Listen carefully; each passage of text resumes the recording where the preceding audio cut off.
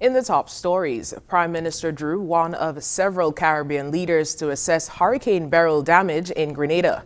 UN and partners launch regional response plan for Grenada and St. Vincent and the Grenadines. And actor George Clooney calls for Joe Biden to withdraw from presidential race.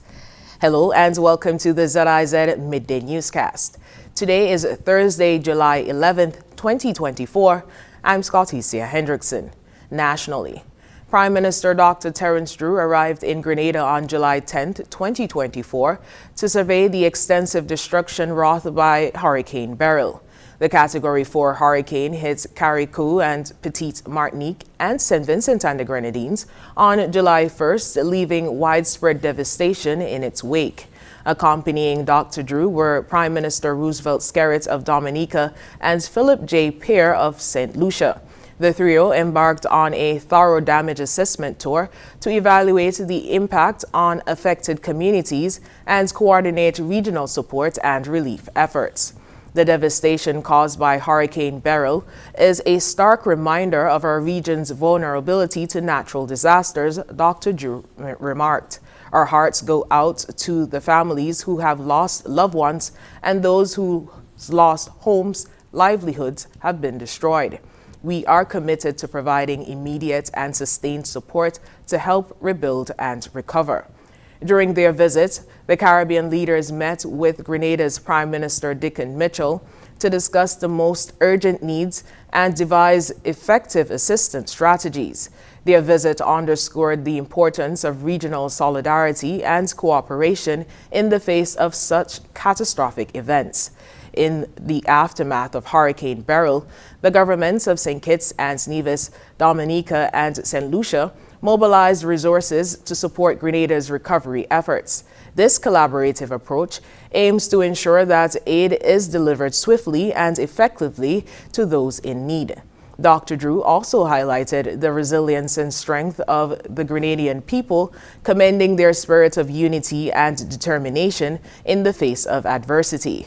Together, we will rebuild stronger and more resilient communities. The Caribbean stands united in support of Grenada during this challenging time, Prime Minister Drew added. Prime Minister Drew continues to call for climate justice, urging industrialized nations to cut greenhouse gas emissions to protect the planet. The Department of Environment, or DOE, has issued a warning about the increasing prevalence of illegal sand mining in St. Kitts and Nevis.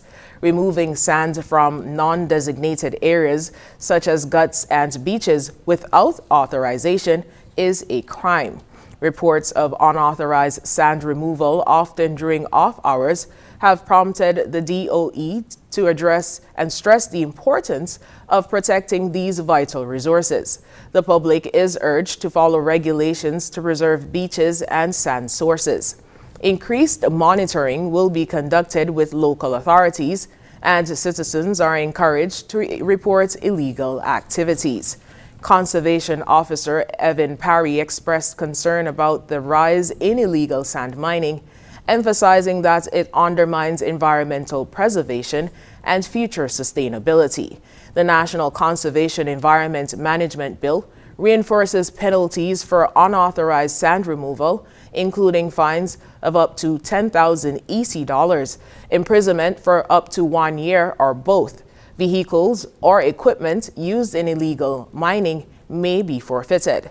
To mine sand legally, individuals must pay a fee to the Public Works Department and present a receipt at the National Quarry for instructions and a sand ticket specifying when and where sand can be mined.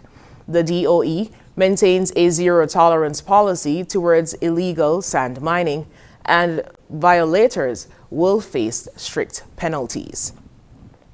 In regional news, the United Nations, in collaboration with its partners, has unveiled a regional response plan in Grenada and St. Vincent and the Grenadines to address the widespread devastation caused by Hurricane Beryl. The initiative aims to raise at least $9 million to $5 million for Grenada and $4 million for St. Vincent and the Grenadines. To assist approximately 43,000 individuals in urgent need of humanitarian aid. The plan targets the immediate needs of about 24,000 people in Grenada and about 19,000 in St. Vincent and the Grenadines.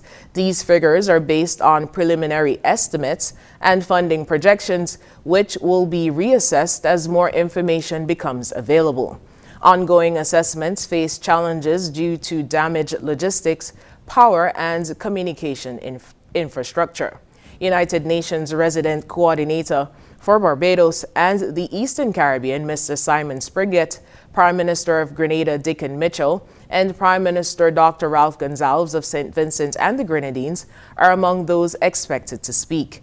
The press conference will be held virtually and is scheduled to begin at 1 p.m.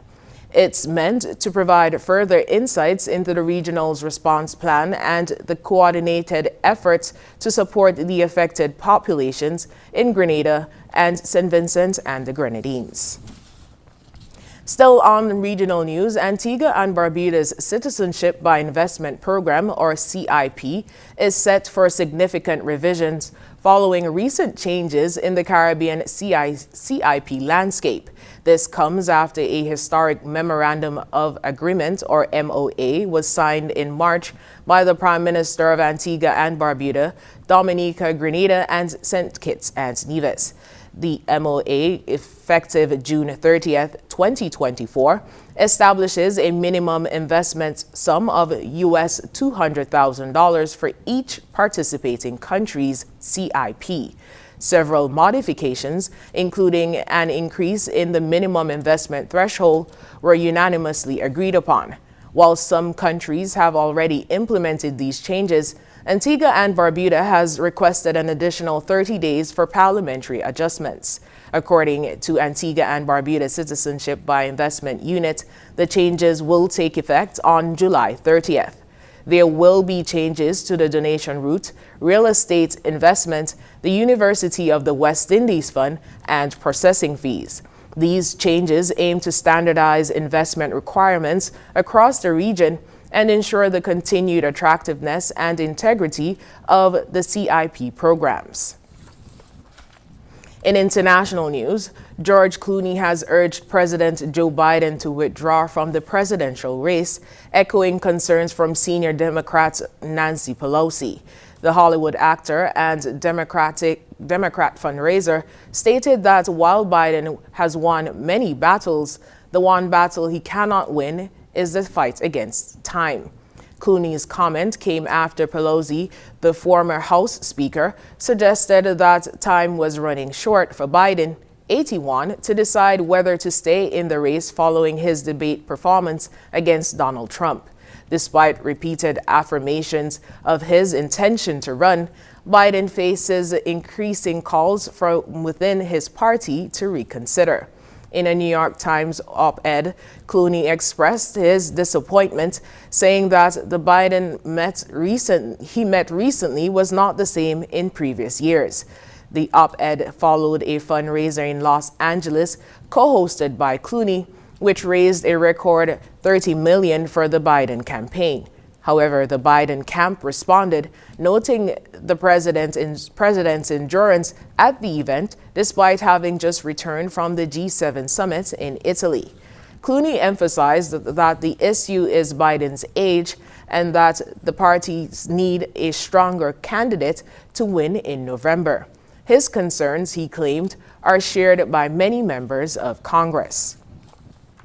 In other international news, in a significant rebuke, NATO allies have labeled China a decisive enabler of Russia's war against Ukraine, expressing concerns over Beijing's nuclear arsenal and space capabilities. This stern declaration came from the final communique approved by the 32 NATO members at their summit in Washington. The communique highlights China's increasing focus for the military alliance with European and North American members, along with Indo-Pacific partners, noting shared security concerns from Russia and its supporters, particularly China. Despite Beijing's claim of not providing direct military aid to Russia, it has maintained strong trade ties with northern neighbors. NATO countries stated that China's no-limits partnership with Russia and support for Russia's defense industry enhanced the threat to Euro-Atlantic security. The communiqué calls on China, as a UN Security Council member, to stop all material and political support for Russia's war efforts, emphasizing China's responsibility to uphold UN Charter principles. And now for the weather. Present weather is partly cloudy skies with slight dust haze. Winds are a light breeze of 7 miles per hour from the northeast. Temperature is 31 degrees Celsius and 87 degrees Fahrenheit. Seas are 1.2 to 1.8 meters or 4 to 6 feet. Weather forecast in St. Kitts and Nevis will be partly sunny skies. Tonight predicts partly cloudy to cloudy skies with a 60% or moderate chance of brief passing showers overnight. Sunset today will be at 6:49 p.m. and sunrise tomorrow will be at 5:44 a.m. That brings us to the end of the ZIZ Midday Newscast. Join us this evening for these stories and more in detail. Thank you so much for joining us. I'm Scotticia Hendrickson.